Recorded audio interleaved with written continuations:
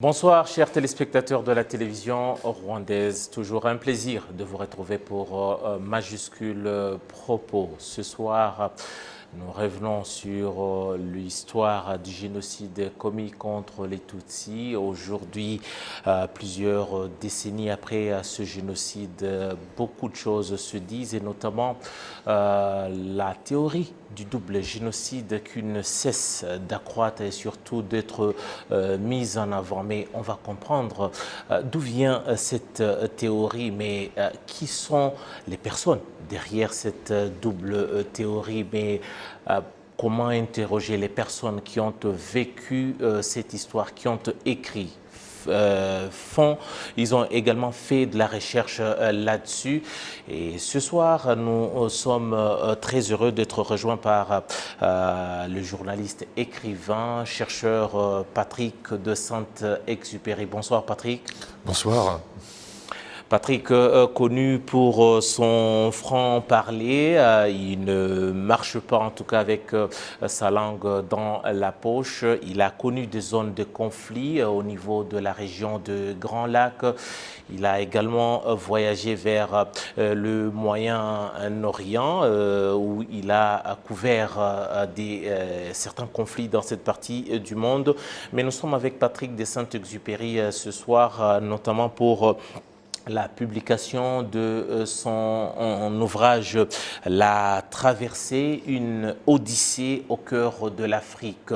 C'est donc Patrick de Saint-Exupéry, c'est un ouvrage qui revient sur l'histoire du génocide commis contre les Tutsis, mais pas que sur la partie du Rwanda. C'est un ouvrage qui a la particularité de traverser la région des Grands Lacs où on dit ce qui s'est passé au Rwanda s'est exporté dans la région des Grands Lacs.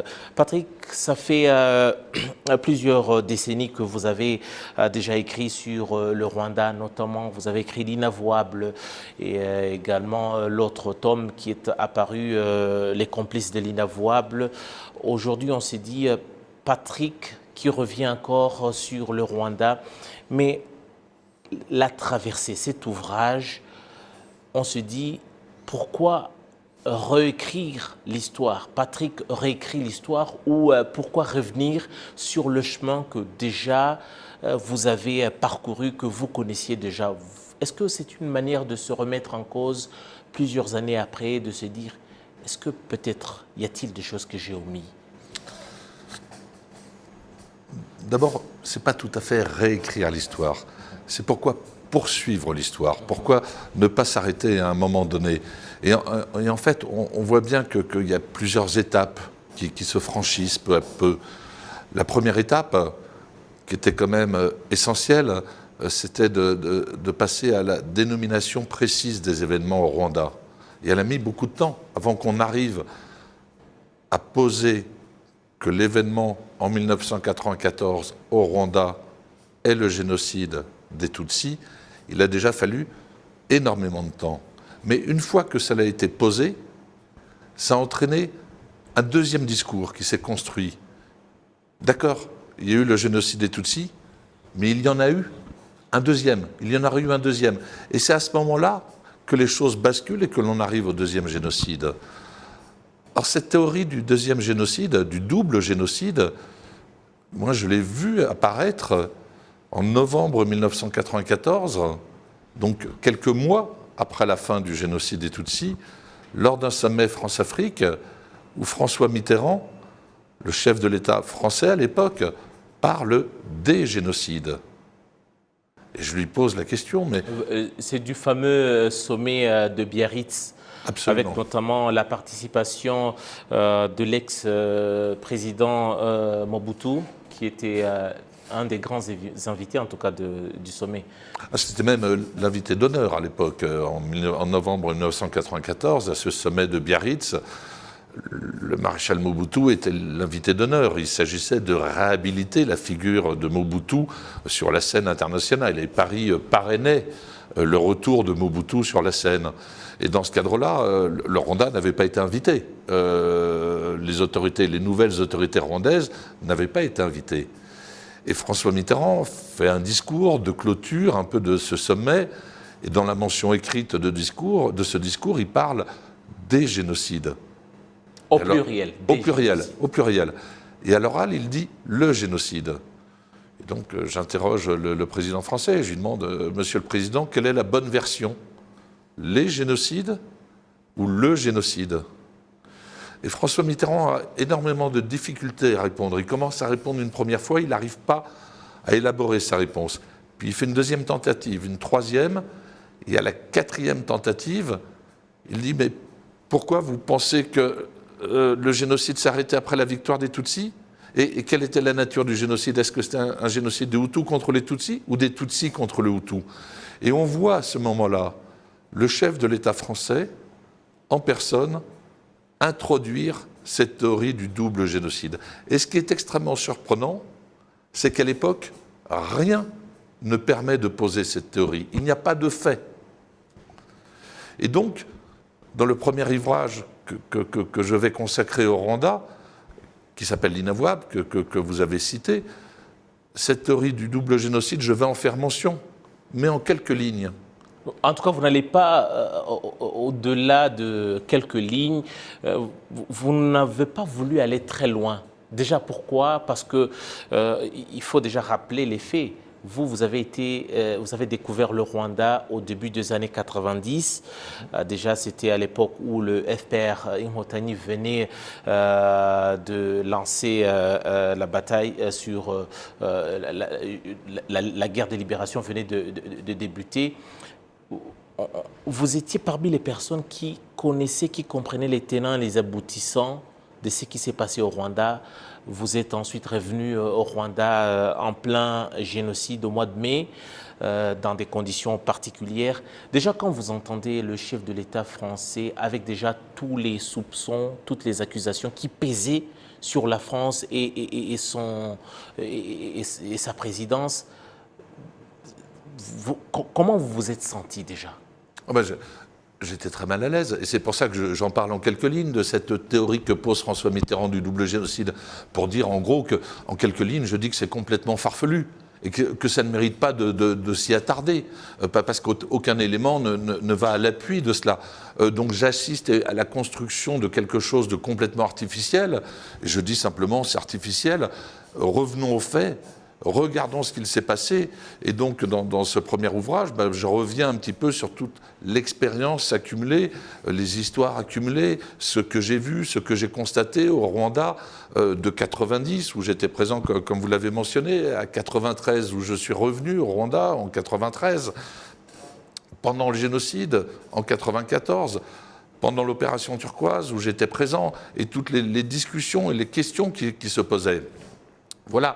Mais ce qui est frappant, néanmoins, c'est que le génocide s'est à peine terminé que déjà le chef de l'État français introduit cette théorie du double génocide. Et cette théorie du double génocide est une forme de négation du génocide. Ce n'est pas une forme directe, parce que la première négation la plus directe, c'est de dire qu'il n'y a pas eu de génocide des Tutsis. Mais c'est une négation indirecte, en ce sens qu'elle permet de renverser les rôles, ou en tout cas de les mettre à égalité. Elle permet de transformer les victimes en bourreaux et les bourreaux en victimes, et de jouer avec les plateaux de la balance, de tout rendre confus. Et c'était le propos de François Mitterrand. Il s'agissait de rendre l'événement de 1994 totalement confus. Totalement confus, mais en parlant déjà des génocides, était-il une façon de... c'est ce déni qui continue ou qui naissait déjà à l'époque avec ses propos, ou c'était également une autre façon de se dédouaner de ce qui venait de se passer au Rwanda? Les deux. C'est une façon de se dédouaner, et c'est aussi le début du déni. Le déni permet de se dédouaner. Vous savez, c'est comme vous avez un poisson dans une mare, et puis vous remuez l'eau tout autour, et puis l'eau devient trouble, et on ne voit plus rien. Et vraiment, on ne voit plus rien. On ne voit plus l'objet au milieu de la mare. C'est exactement ce que fait François Mitterrand avec cette théorie du double génocide. Il remuer l'eau, et plus personne ne voit rien, plus personne ne comprend rien. et ce qui est absolument paradoxal. Moins on voit les responsabilités, moins on reconnaît les responsabilités des uns des autres. Ben oui, évidemment, plus on obscurcit les choses, plus on les rend complexes, plus on introduit de variables, plus on vient sous-entendre que oui, mais c'est pas tout à fait ça parce que ça pourrait, et puis aussi et ceci et cela, eh ben, les choses deviennent incompréhensibles. Et c'était l'objet affiché, enfin pas affiché, mais c'était l'objet du propos de François Mitterrand. Et ce propos-là va être repris et amplifié pendant des années et des années. Déjà parce qu'on parle du Zaïre, nous sommes, vous parlez de 94 au mois de novembre, c'est le sommet France-Afrique, mais quelques mois auparavant, c'était vers le mois de juillet, vous parlez de 2 millions de personnes qui traversent vers la RDC ou l'ex-Zaïre, la partie est notamment à Goma, avec la population civile, mais également c'est tout un mélange des hommes armés avec tous les attributs de l'État qu'on a vus. Vous vous êtes dit, vous vous êtes redouté, vous avez senti que ce qui venait de se passer comme génocide avec la traversée, quelque part déjà dans votre narration, vous voyez quelque chose de pire ou d'encore tranchant arriver devant? Ce que je constate à ce moment-là, c'est... J'ai vu le génocide. Je suis, sans le faire exprès, en partie rentré dans ce monde du génocide. Et je ne l'ai pas fait exprès. Mais je dis en partie, parce que je ne suis pas rwandais. Donc j'avais un pied dans ce monde du génocide, et puis aussi un pied dans mon monde à moi, quoi, le pays où je vis, enfin voilà. Donc j'étais dans une drôle de position, vous voyez, une position un peu compliquée à tenir, un peu instable, parce que vous avez un pied dans chaque monde. Et ces deux mondes, le monde de la normalité et le monde du génocide, sont deux mondes inconciliables. Parce que le monde du génocide, c'est un monde extrêmement logique. Si on accepte un certain nombre de postulats, après, tout devient logique. Mais dans le monde de la normalité, le monde du génocide apparaît comme une folie. Alors que tout est logique dans cet univers du génocide. Et lorsque apparaissent les camps, lorsqu'arrivent les camps, moi je suis frappé parce que je vois tous les regards se déplacer du Rwanda, où vient de se dérouler le génocide. Il se poursuit même encore un peu, et tous les regards du monde se déplacent du Rwanda au camp, à Goma. Et pourquoi? Parce qu'il n'y a plus de parole au Rwanda. Il y a très peu de témoins. Il y a très peu de gens qui racontent. C'est un pays vide. Vide. Les maisons n'ont plus de toit, il n'y a plus de voitures à l'époque, il n'y a plus de machines à écrire, il n'y a plus rien, quoi. Les gens qui sont partis dans les camps ont transporté le pays. C'est 2 millions de personnes, c'est une estimation parce qu'on n'a pas de chiffre précis, mais c'est autour de 2 millions de personnes. Et ces 2 millions de personnes qui ont fui vers le Zaïre, à l'époque le Congo, aujourd'hui, sont partis en emportant littéralement le pays. Et ces 2 millions de personnes parlent. Et oui, elles sont vivantes, elles parlent. Et à côté, au Rwanda, il reste encore des personnes qui sont vivantes, mais qui ont énormément de mal à parler. Et puis c'est un pays dévasté. Et donc les regards du monde entier vont se tourner vers ces camps, parce qu'au moins il y a juste la parole. Et donc on va leur donner le micro, on va leur tendre le micro. Et dans les camps, très rapidement, qu'est-ce qui va se passer? Les extrémistes, ceux qui ont fomenté le génocide, ceux qui l'ont construit, vont développer un discours de négation, vont essayer de renverser la causalité des événements, et vont dire « c'est nous les victimes » dans les camps. Et ils peuvent le dire, ça marche devant les caméras du monde entier, pas parce que on a faim, on a soif, nous sommes dans la misère, c'est ce qu'ils vont dire, et c'est nous qui sommes en train de mourir, et lors de toute cette marche, nous sommes morts. Et ils peuvent le dire, ils parlent. Et à côté, au Rwanda, il y a très peu de gens qui peuvent parler, parce que le génocide est passé par là. Et donc on a un déséquilibre absolument incroyable de la parole. C'est donc des gens qui se posent en victime tout en faisant un trait sur ce qui venait de se passer en face au Rwanda et leurs responsabilités. Mais avant peut-être d'aller un peu plus loin, il y a déjà dans vos... ces gens, ces 2 millions de personnes, ils n'arrivent pas au Congo par hasard. Il y a tout un protocole. Vous décrivez tout un protocole, un corridor dit humanitaire. Déjà, vous allez nous dire, parce que vous n'êtes pas d'accord avec cette appellation humanitaire, c'est un corridor organisé par la France. Donc, c'est des choses à travers l'opération turquoise que vous avez déjà vécue dans la partie des Kibuye. Nous sommes vers le sud-ouest du Rwanda. Ah oui, ces gens-là, ces 2 millions de personnes-là, n'arrivent pas par hasard au Zaïre, au Congo. C'est quelque chose, c'est un mouvement qui est organisé par l'appareil du génocide, par les responsables du génocide.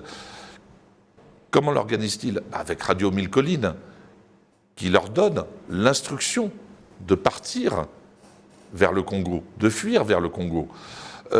L'armée d'Abiyarimana fuit vers le Congo sur ordre. C'est un exil qui est organisé, provoqué. Il s'agit, c'est ce qui est dit dès ce moment-là, il s'agit de préparer la suite. C'est-à-dire, c'est une défaite, mais nous n'avons pas perdu la guerre. Nous allons la poursuivre, mais du Zaïre, du Congo, pour, et c'est les mots qui sont utilisés à l'époque, finir le travail, finir le génocide. C'est une défaite, mais la guerre n'est pas finie. Et pour pouvoir poursuivre cette guerre, cet appareil du génocide emporte une population civile la plus importante possible avec lui, pour se protéger, parce que cette population civile va être son bouclier. Ça va être aussi, s'ils arrivent à reprendre la main sur l'idéologie de cette population, ça va être aussi l'arme qui va permettre la reconquête. Mais dans ces civils, il y a des assassins, il y a des gens qui ont tué, il y a des gens aussi qui sont restés passifs pendant le génocide. Donc, passif, ça veut dire, c'est quand même aussi un soutien un peu tacite, et puis aussi des gens qui se sont retrouvés emportés là sans savoir ce qui se passait. Et on va trouver, bon, c'est essentiellement une population Hutu, mais on trouve aussi des Tutsis, parce qu'à l'époque, tout bouge, tout va très vite. Et lorsque les Français interviennent pendant l'opération turquoise, ils vont créer dans un premier temps ce qui va être appelé une zone humanitaire de sûreté dans le sud-ouest du Rwanda. Moi, j'appelle pas ça une zone de sécurité, j'appelle ça un protectorat français. On va revenir sur les massacres qui se déroulent au Congo dans les nouveaux camps de réfugiés qui viennent de s'établir dans la partie Est. Déjà, vous parlez des massacres du gouvernement génocidaire qui est dans ces camps-là. Qui est massacré et par qui? On va peut-être y revenir tout à l'heure, mais j'aimerais bien qu'on puisse peut-être revenir sur une session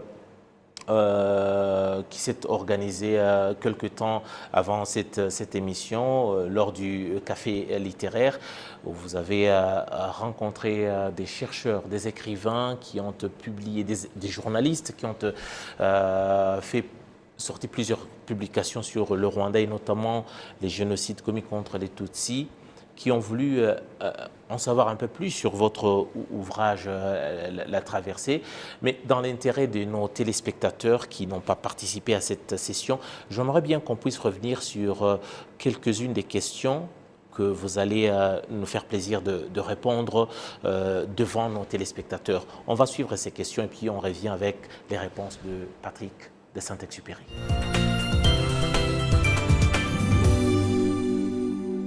En élargissant l'angle qui vaut pour vous deux, je dirais, c'est que ton travail, Patrick, et aussi de l'éditeur, et ce que ça nous amène dans l'actualité aujourd'hui, jette un pavé dans la mare de cette image de mission civilisatrice que l'Occident s'est donnée depuis 500 ans, pratiquement.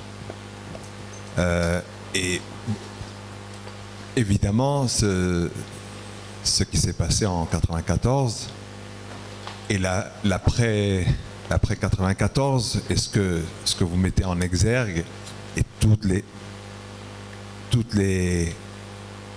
je dirais les pierres que vous recevez en faisant cela, donc remet en question cette image. Je veux dire, est-ce que justement tout ça aussi, ça ne fait pas partie des problèmes que vous encourez, et est-ce que ça passe? Est-ce que la jeunesse justement peut se pencher à un certain moment de se demander, est-ce que au fond on est qui on est, qu'on dit qu'on est? Albert Rodatsimburgo. C'était une excellente question. Et oui, je crois que ça passe, que les temps sont mûrs, que la jeunesse, mais en France comme au Rwanda, est d'une immense curiosité. Et que l'histoire n'est pas quelque chose qui se transmet de manière automatique. C'est pas un héritage comme ça qui tombe du ciel et sur les épaules des uns et des autres. Ensuite, ça ne bouge plus. L'histoire demande à être questionnée, demande à être interrogée de manière honnête. Et sur cette idée entre guillemets, de mission civilisatrice de l'Europe, on constate quand même que depuis de nombreuses années, il y a des vraies remises en cause et il y a des vraies interrogations aussi. À un moment donné, dans la traversée, je cite juste un petit extrait. Je suis dans un train entre Kisangani et Ubundu, et puis ça va très lentement, et donc j'écoute un podcast que j'avais sur mon téléphone, qui est une émission historique à la radio française, et le commentateur parle à l'époque des croisés, donc des chrétiens qui allaient libérer l'Orient. Voilà, de l'islam. À l'époque des croisés, les chevaliers croisés avaient le droit, étaient cannibales, étaient anthropophages. Pourquoi? Parce que leur ennemi, les musulmans, étaient considérés comme des infidèles. Donc ils n'étaient pas des hommes. Donc, si on mangeait le corps des ennemis, il n'y avait pas de crime puisque ça n'était pas des hommes. On pouvait manger le corps des ennemis. Et j'entendais ça en plein cœur du Congo, qui est un endroit un peu énormément mythifié dans l'histoire, le cœur des ténèbres, enfin Conrad, etc. Et puis Dieu sait que dans l'imaginaire occidental, européen, l'histoire d'anthropophagie, de cannibalisme sur l'Afrique, ça court de manière totalement considérée. Et je me disais, mais c'est quand même incroyable. Nous avons été cannibales de manière autorisée. Et je m'interroge, et ça tient en une ligne, où à ce moment-là, dans ce train un peu perdu au fin fond du Congo, où était la civilisation? Et je crois que nous sommes rentrés dans ce moment, peut-être, enfin je l'espère, de l'histoire, où on va commencer à pouvoir déconstruire un certain nombre de choses, d'idées, non pas pour simplement les adapter au monde tel qu'il est. Et le monde tel qu'il est n'est plus le monde du 19e ou du 20e siècle. Nous sommes dans une autre époque, dans une époque mondialisée, dans une époque interconnectée, et toutes ces facilités de pensée, toutes ces réductions à des caricatures, la vie est en train de les éclater. On va suivre un autre intervenant qui vous a posé la question, toujours lors du café littéraire, et puis on revient une fois de plus.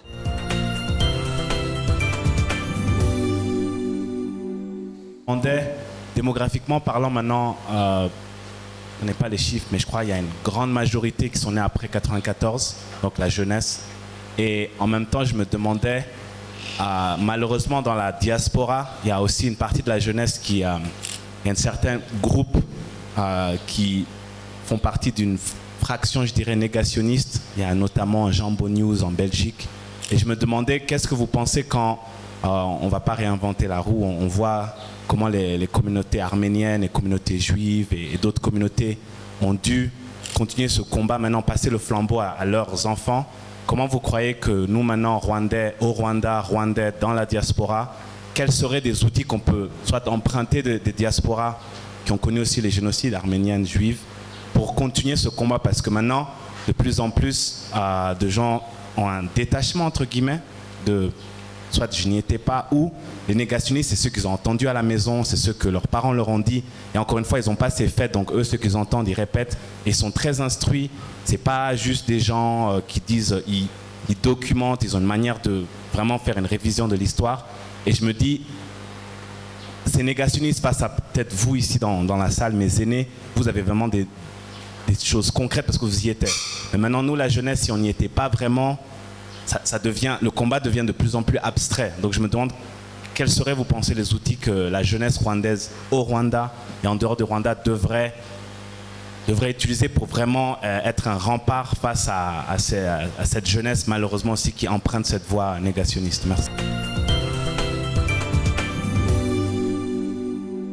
Patrick, peut-être avant de répondre à cette question, j'aimerais bien que vous puissiez l'amener avec un des passages dans votre ouvrage La Traversée. Il y a, à un certain moment, vous parlez d'une certaine, là je cite, « Je n'ai jamais vu autant de haine ». Là, nous sommes au Zaïre, dans le camp des réfugiés au Zaïre. Nous avons le gouvernement génocidaire qui ne ressent pas le remords de ce qui vient de se passer au Rwanda, mais en regardant les gens, vous avez lu sur leur visage la haine, et une haine que vous décrivez être profonde. Est-ce que, déjà, si je dois faire allusion à la question qui vient de vous être posée, cette haine a pu se transmettre 27 ans après, 30 ans après, aujourd'hui? C'est cette haine que vous voyez se manifester même chez les plus jeunes qui n'ont pas vécu forcément cette époque? Alors cette haine, je la vois se transmettre au Congo d'abord. Parce que c'est ce que vont me dire des Congolais quand je vais traverser, après avoir fait la traversée du Rwanda, je vais poursuivre sur le Congo et je vais les interroger, parce que sur toute la région du Kivu, la jeunesse au Kivu est parfois un peu dans les mêmes interrogations que celle du Rwanda, d'essayer de comprendre une histoire qui ne lui appartient pas, qui s'est déjà écrite et à laquelle elle n'a pas participé. Et à un moment donné, à Goma, je croise une jeune femme qui est née en 94, voilà, comme ce jeune homme qui pose cette question et qui m'explique un peu et qui me dit, mais c'est comme un virus. Cette haine, on nous l'a donnée comme un virus. Je suis né dedans, et plus je travaille, plus j'essaye de comprendre, c'est comme un virus. Et cette idée et pour essayer de le comprendre, elle va interroger dans les prisons des soldats congolais accusés d'un certain nombre de choses, pas parce qu'elle n'a qu'une envie, c'est d'essayer de comprendre le monde dans lequel elle est née. Et cette haine, effectivement, a été inoculée comme un virus dans le Congo, où elle a été transmise. Et ça, c'est une maladie. Et il faut vraiment le prendre comme une maladie. Et ce n'est pas le cas de la diaspora en exil, parce que on est loin des lieux, des événements. Donc en exil, c'est un discours plus intellectualisé, plus travaillé.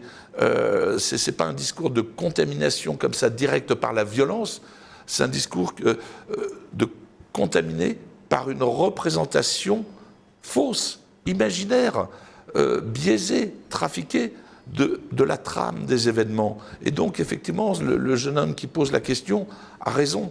C'est un combat extrêmement compliqué parce qu'il oblige à être plus intelligent que son adversaire. Et une des meilleures armes, c'est ce que je répondais, mais une des meilleures armes, je crois, qui puisse exister pour répondre à cela, c'est d'inviter, dans la mesure du possible, petit à petit, ces jeunes négationnistes, enfin les héritiers de ce discours, à venir au Rwanda. Parce que les faits parlent d'eux-mêmes. Et vous construisez un monde imaginaire parce que vous entendez votre famille dire ceci, raconter cela. Et on vous construit un monde complètement artificiel. Et vous êtes leur enfant, vous les croyez, ils sont proches de vous. Mais en même temps, pour faire saisir que c'est un monde artificiel, la réalité, il faut se confronter à la réalité. Donc il faut à un moment donné qu'ils puissent dans l'absolu venir discuter ici. De la même manière que lorsque on essaye de construire cette idée d'un double génocide, où à un moment, vous le mentionniez, je doutais, je vacillais, je me disais, mais j'en sais rien, je voyais de plus en plus d'intellectuels, de chercheurs, de personnalités politiques accréditer cette thèse-là. Je me disais, mais est-ce que je me serais trompé? Vous êtes, malgré toutes les connaissances que vous aviez sur le Rwanda et la grande région, vous vous êtes remis en question. Mais je ne suis pas omniscient, je ne sais pas tout. Je sais ce que j'ai vu, je sais les mots que j'entends, je sais un certain nombre de choses, mais je ne sais pas tout. Et tout le monde peut se tromper. Tout le monde peut se tromper. Il n'y a pas de personne qui ne se trompe jamais. Et donc, à force d'entendre répéter ce discours martelé par des personnalités extrêmement différentes, extrêmement affirmatives, qui proclament « voilà ce qui s'est passé », je me suis dit « mais non, c'est pas possible, il y a quelque chose. » Donc, je vais y aller. Et je vais voir sur le terrain, confronter aux faits. Et lorsqu'on va se confronter aux faits, la réalité s'impose. Et là, on sort de toutes les représentations pour être dans la réalité. Et la réalité dit des choses. Et la réalité dit quelque chose qui n'est pas discutable. Il y a eu un génocide. Le génocide des Tutsis. Le seul. Au Congo, il s'est produit une tragédie, ça a été extrêmement difficile, il y a eu des morts, il y a eu des massacres, bien sûr, oui, il y a eu beaucoup de douleurs au Congo. Mais ce n'est pas un génocide, c'était une guerre.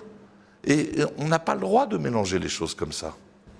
Et dans votre ouvrage, La Traversée, on vous senti, dans votre narration, on vous sent investi d'une mission de lever l'équivoque par rapport à ces appellations ou à cette appellation, à cette double théorie du génocide. Pourquoi vous vous dites aujourd'hui, on n'a pas que les anciens génocidaires, les anciens responsables au Rwanda? Patrick, on voit même des journalistes, je vais citer certains d'entre eux, comme Judy Rivers, qui dit avoir été au Congo, interrogé, notamment à Kisangani, où il a été.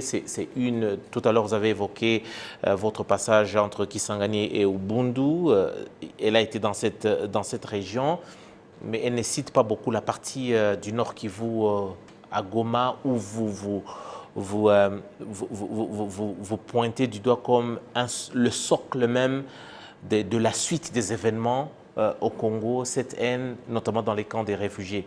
Vous vous dites, comment expliquer qu'on a aujourd'hui les défenseurs de cette théorie du double génocide qui ne sont pas rwandais, des gens comme Charles Onana, qui n'ont pas forcément une histoire avec le Rwanda? Pourquoi toute cette mobilisation? Qu'est-ce qui mobilise ou qui mobilise toutes ces personnes pour mettre en avant ces théories? C'est compliqué comme question. C'est très compliqué comme question. La réponse à cette question, en tout cas, parce que la première chose qui est compliquée, c'est d'abord de ne pas porter d'intention aux gens. Parce que lorsqu'on rentre dans le discours d'intention, ça devient une discussion absolument impossible. Moi, tout ce que je peux dire, c'est que ces gens-là tiennent leur discours. Mais je sais que ce n'est pas un discours de vérité, que ce n'est pas un discours sur les faits, que ce sont à chaque fois des constructions, que ce sont des gens qui... Vous savez, un génocide, ça provoque une première réaction immédiate, chez tout le monde, chez ceux qui regardent, pas les principaux concernés, hein, les observateurs. Mais dans les observateurs autour. Ça provoque une réaction, mais qui est partagée et qui est profondément humaine. Et la première réaction face à un génocide, c'est « je ne peux pas y croire, je ne veux pas y croire ». Parce que un génocide oblige, si on veut essayer de comprendre un peu, de rentrer dans sa logique, ça oblige à remettre en cause toute son humanité. On est obligé de se déshabiller. On n'a plus de peau, on n'a plus de nerfs, on n'a plus qu'une colonne vertébrale. Et c'est à ce prix-là qu'on peut comprendre ce qu'est la mécanique du génocide. Et personne n'a envie de faire cet effort. Personne n'a envie de se priver d'humanité. Et donc, on est d'abord, dans un premier temps, sur une attitude de refus, qui est humaine, naturelle, normale, qu'on ne peut pas critiquer. Et j'avais été, vous voyez, extrêmement frappé. J'avais accompagné, il y a assez longtemps, il y a 10-15 ans, une délégation de jeunes juifs venus au Rwanda, et qui avaient fait le tour du pays et qui portaient leur histoire, donc qui connaissaient les ressorts, les mécanismes et les ressorts du génocide. Et à un moment, j'avais été très frappé parce qu'un de ces jeunes, c'était des jeunes extrêmement cultivés, éduqués, s'était effondré dans le minibus qui nous transportait avec ces mots « je ne peux pas y croire, je ne veux pas y croire. Et lorsqu'il disait cela, il ne disait pas que ça n'avait pas existé. Il disait que ça l'était impossible, qu'il ne pouvait pas, parce que ça le remettait trop en cause, son humanité. Voilà, et après, bien entendu, il l'acceptait. Mais ces mots-là, dans l'histoire, avaient déjà été prononcés. Lorsque, pendant la Seconde Guerre mondiale, les Juifs envoient un émissaire auprès de l'administration américaine pour raconter ce qui se passe dans les camps de concentration et d'extermination, le représentant des groupes de Juifs européens rencontre le secrétaire d'État de Roosevelt, lui expose, et le secrétaire d'État de Roosevelt lui dit « Je ne peux pas y croire, je ne veux pas y croire ». Donc on voit bien que ces mots-là sont des marqueurs de la réalité d'un génocide. Ces mots qui peuvent apparaître comme un déni, en fait, viennent marquer la réalité de cet événement qui nous engloutit, en fait. Il nous engloutit littéralement. Et voilà, ça c'est un des premiers ressorts involontaires du négationnisme. Et ces gens dont vous parlez rentrent dans cette logique-là, mais pas parce que cette question « je ne peux pas y croire, je ne peux pas y croire », on peut y répondre honnêtement. Mais on peut aussi être malhonnête dans la réponse à la question. Et ces gens-là vont, à mon sens, choisir une voie malhonnête. C'est-à-dire qu'ils vont réarranger les faits, ils vont rentrer dans des constructions intellectuelles. Ils ne vont pas essayer de se confronter à la réalité des faits. Et donc on rentre dans un univers un peu surréaliste où tout devient possible, fantasmatique, où l'on en arrive à dire des choses absolument incroyables. Les Tutsis se seraient auto-génocidés. Et on dit que c'est extrêmement logique, et puis on affirme ça avec une force, etc., avec une provocation complète, sans se rendre compte de l'indécence du propos. Et derrière, des pays, des États qui se sentent gênés d'avoir été passifs à l'époque, au mieux, et parfois d'avoir été aux côtés des hommes du génocide. C'est le cas de la France, qui a été aux côtés des hommes du génocide. Des appareils d'État vont se dire c'est une opportunité pour éviter de nous poser la question de nos responsabilités. Et on va voir des hommes d'État comme Hubert Védrine, qui a été secrétaire général à l'Élysée, ou d'autres, je ne vais pas citer tout le monde, qui vont embrayer sur ce discours du double génocide et qui vont essayer de lui donner une publicité et qui vont l'accréditer, parce qu'ils ne veulent surtout pas qu'on regarde la réalité de ce qui s'est passé. Et ces propagandistes dont vous parliez rentrent dans ce jeu et puis ils trouvent un certain intérêt, lequel je n'en sais rien, je n'irai même pas leur poser la question, parce que moi quand je lis leurs ouvrages, je suis simplement effondré du manque de curiosité, de ne pas aller se confronter à la réalité des choses. Ces gens-là, est-ce qu'ils viennent ici? Est-ce qu'ils posent des questions? Est-ce qu'ils interrogent? Non, ils se contentent de répéter des affirmations complètement gratuites et ils rentrent dans un jeu, à mon sens, qu'ils ne maîtrisent même pas.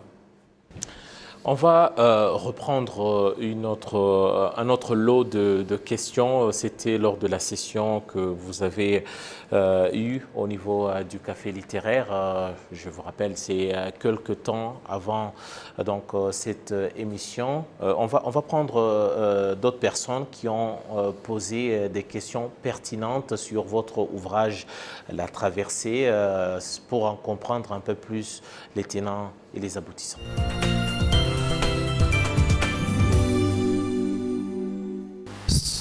Souvent, quand je parle de la relation France-Afrique, j'aime mentionner le rôle de la société civile. Le rôle de la société civile dans la manifestation des faits qui sont passés ici et de ce que la France a fait ici. Mais quand je dis ça, en général, j'ai vraiment en tête Patrick.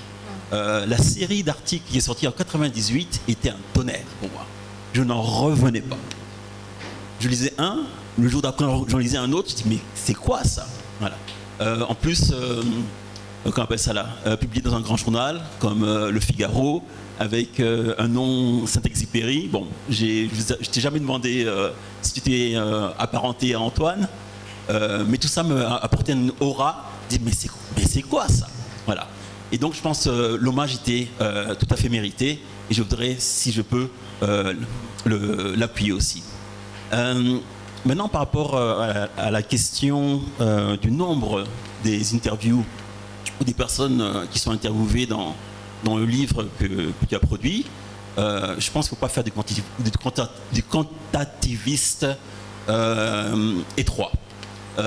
Même les travaux de sciences politiques reconnaissent l'importance de témoins de qualité profondément imprégnés par le contexte dans lequel ces personnes-là s'expriment.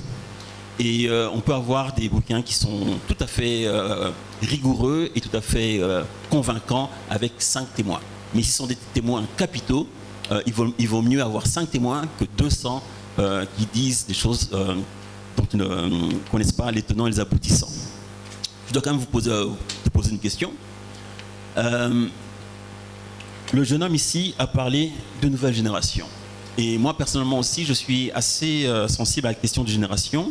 Pas tellement par rapport au grand public, mais par rapport aux leaders d'opinion. Et ce que je vois, mais c'est surtout par rapport au monde anglo-saxon, c'est qu'il y a clairement un passage de génération. Ça veut dire que les journalistes, les chercheurs qui ont travaillé sur le génocide à l'époque du génocide ou juste après le génocide, ont une sensibilité par rapport à ce qui s'est passé que les nouvelles générations n'ont pas. Et la question que je me posais, c'est de savoir en France, est-ce que tu penses qu'il y a une relève au niveau des chercheurs et des journalistes en particulier, qui sont ton domaine privilégié, pour reprendre un petit peu cette sensibilité par rapport à la réalité des faits de 1994. Patrick, voyez-vous les choses, voilà, vous pouvez un peu éclaircir les choses. Aujourd'hui, les choses avancent, 27 ans après, presque 30 ans après les génocides commis contre les Tutsis. Le débat a-t-il évolué en France par rapport à cette question? Ah oui, très nettement, très nettement. Je me souviens, lors de mes premiers ouvrages, j'étais voué aux gémonies, traité d'hérétique, enfin, beaucoup de gens ne comprenaient pas, quoi. On me traitait un peu de tous les noms, pas forcément méchamment, mais parfois méchamment aussi. Mais ce qui n'est plus le cas aujourd'hui. Et puis le rapport Duclerc, qui redit le rapport Duclerc rendu par le gouvernement français, ce travail sur la base des archives en France, qui redit un certain nombre de choses que l'on connaissait déjà, qui en précise d'autres, est un moment important, dans le sens où une parole qui était jusqu'ici tenue comme contestataire devient une parole officielle. Et ça change tout. En tout cas, ça change beaucoup, parce que ça implique que l'État français reconnaît, je ne vais pas résumer à nouveau le rapport Duclerc, mais enfin la responsabilité lourde et accablante. Voilà, je crois que tout est dit. Après, c'est justifié, il y a beaucoup d'éléments qui viennent à l'appui de ça, une partie que l'on connaissait, quelques révélations relativement peu, mais qu'importe, c'est pas le fond. L'objet n'était pas de révéler des choses, l'objet c'était de confirmer ou d'infirmer des choses. Et là, c'est clair, les choses sont dites clairement. Donc ça, c'est un premier point, symboliquement, extrêmement important. Le deuxième point, c'est qu'il y a eu effectivement des engagements pris par l'État français pour développer des financements de travaux universitaires, pour développer toute une partie de la recherche. Et ces engagements-là ont été pris par l'État français de manière ferme. Donc, et puis le troisième point, c'est que lorsqu'une vérité est officiellement admise, elle entraîne aussi un certain nombre d'interrogations et d'envie de compréhension. Parce que il y a quand même un peu de deux faces. Il y a la question du génocide en lui-même, comment il a été rendu possible, comment il s'est construit, et tout cela. Mais il y a aussi comment un État comme la France, ou des responsables d'État français, ont-ils pu en venir à participer en toute inconscience à la construction de cette mécanique. Et l'on voit un certain nombre de travers institutionnels français extrêmement important, mis en cause dans le rapport Duclerc. Donc il y a vraiment cette dimension à la fois sur les études historiques et aussi sur les études politiques par rapport à la politique française et à l'institution française. Et c'est une histoire, et je crois, moi, que les jeunes générations vont s'en emparer, parce qu'elles nous interrogent aussi en tant que Français. Ce qu'a fait la France, ou en tout cas ce qu'ont fait un certain nombre d'hommes d'État français, de responsables politiques français, est indigne de la France. Parlant de cette responsabilité, dans vos ouvrages précédents, notamment L'Inavouable, et puis après vous êtes arrivé avec Les Complices de l'Inavouable, où vous citez plusieurs noms des responsables de l'époque, des responsables politiques, des responsables militaires qui sont cités dans ces ouvrages. C'est tout un tas d'arguments et de précisions pour montrer les responsabilités des uns des autres. Déjà, également le côté financement du gouvernement génocidaire que vous mentionnez dans vos œuvres. Mais dans l'ouvrage La Traversée, il y a quelque chose de très important que vous dites. La France a financé le génocide au Rwanda, mais la France a également aidé la communauté internationale à financer le gouvernement génocidaire dans les camps des réfugiés. Oui. C'est dans votre ouvrage. Oui, non. C'est simple, un certain nombre de...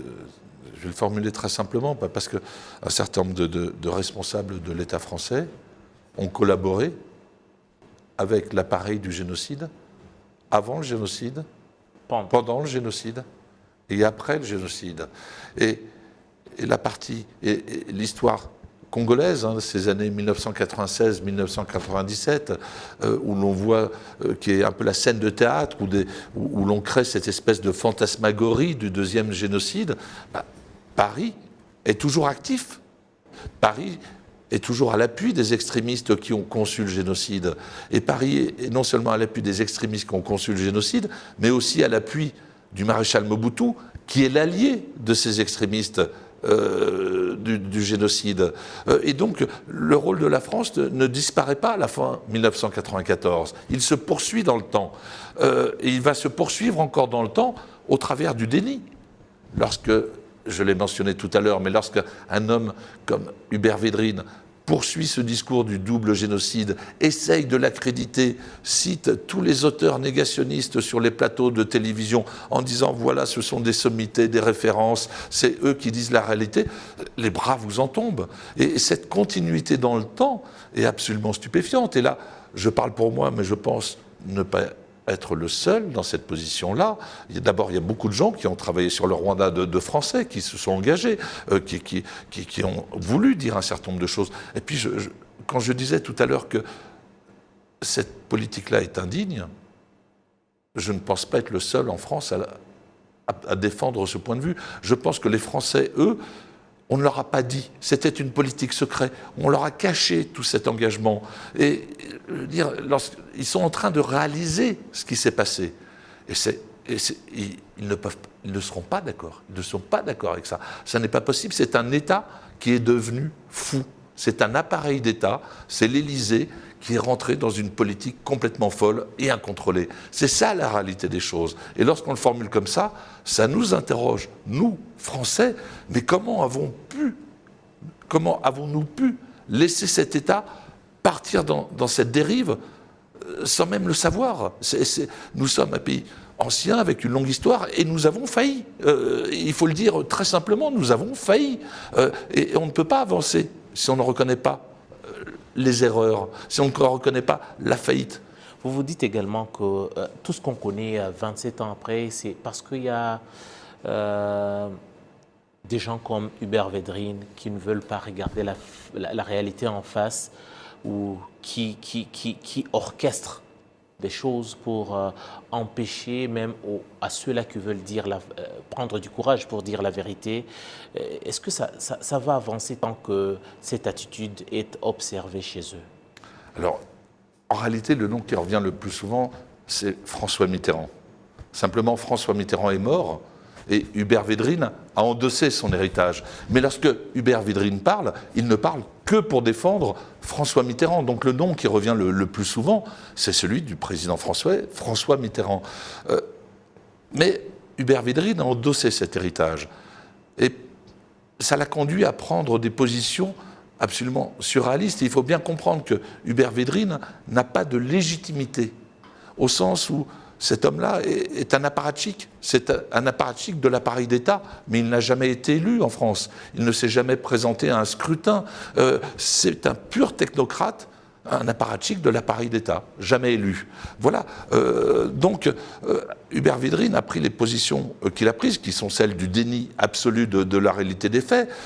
C'est un homme d'appareil, c'est un homme... Mais là, aujourd'hui, il est dans une position très compliquée, parce qu'il essaye de dire que le rapport Duclerc le dédouane, alors qu'en fait, non, le rapport Duclerc l'enfonce complètement.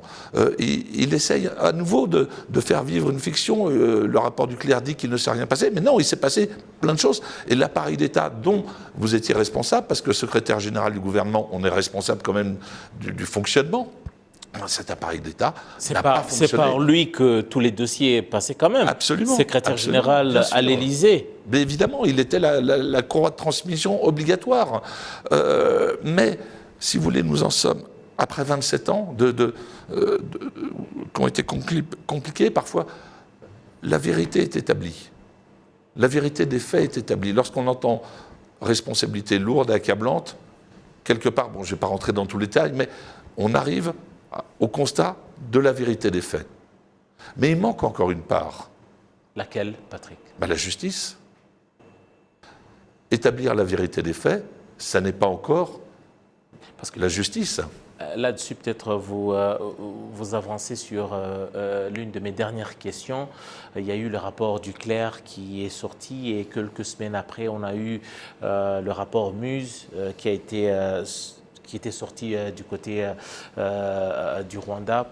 Et les deux rapports vont dans le même sens pour dire que, enfin, les gens voient les choses dans une même direction.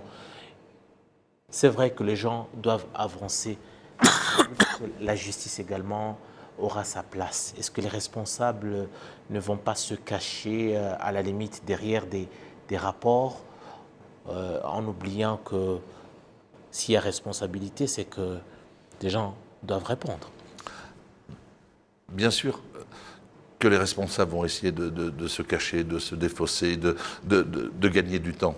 Bien sûr, mais d'abord, il y a une première chose, c'est que le crime de génocide est imprescriptible. Imprescriptible. C'est-à-dire qu'il peut se passer 10 ans, 20 ans, 30 ans, 50 ans, la justice peut toujours être rendue. C'est quand même un point essentiel. Le crime de génocide est imprescriptible, donc la complicité avec ce crime est aussi imprescriptible. Ça, c'est le premier point.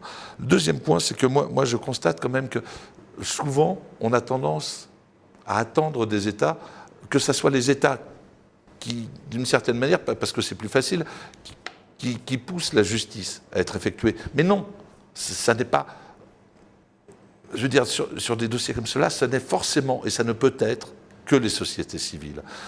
Et c'est aux Français, en tout cas pour le rôle de Paris dans le génocide rwandais, c'est aux Français d'exiger de leurs responsables, de leur État, un certain nombre de choses. Et si les Français ne le font pas, c'est un échec. Mais c'est un échec pour eux. Et c'est possible qu'il n'y ait pas suffisamment de travail de la société civile. C'est possible. Nous avons eu un précédent. C'était un préfet qui avait collaboré avec l'État nazi pendant la Seconde Guerre mondiale. Il a fallu à peu près 30 ans avant qu'il passe en jugement pour complicité de crimes de génocide. Il a fallu 30 ans. Ce préfet s'appelait Papon. C'était un homme de l'appareil d'État. Donc cette bataille pour la justice ne pouvait être livrée avant que la vérité des faits soit posée. C'est le cas aujourd'hui. Mais là, maintenant, nous rentrons dans un autre temps qui va être compliqué, qui va être long, celui de la justice. Mais cette justice-là est impérative. Même, quand bien même elle serait symbolique, il faut qu'il y ait une justice ou des mesures de justice. On ne peut pas considérer que des responsables politiques ou militaires aient pu collaborer, quand bien même au nom de l'aveuglement ou d'excuses un petit peu discutables, et que ça ne mérite pas une sanction à un moment donné, même si elle est symbolique, mais il faut dire les choses. Et les choses doivent être posées. C'est un impératif pour tout le monde. L'auteur, c'est Patrick de Saint-Exupéry. L'ouvrage, c'est La traversée, une odyssée au cœur de l'Afrique. C'est un ouvrage, un reportage fascinant, une odyssée au cœur de l'Afrique qui revient notamment sur les étapes émouvantes, savoureuses, romanesques et des témoins qui parlent. Et Patrick de Saint-Exupéry n'est pas à sa première publication parce qu'il a écrit plusieurs autres ouvrages sur le Rwanda, que ce soit l'inavouable, les complices de l'inavouable, mais avec d'autres articles qu'il a publiés, notamment lors du génocide commis contre les Tutsis, principalement dans le journal Le Figaro. Merci Patrick de Saint-Exupéry d'avoir été avec nous dans l'émission Majuscule Propos. Merci beaucoup. Voilà, à tout le monde, à tous nos téléspectateurs, merci beaucoup de nous manifester votre fidélité. L'émission, c'est Majuscule Propos. Je m'appelle Eddy Sabiti. J'aurai tout le plaisir de vous retrouver pour un nouveau numéro Majuscule Propos.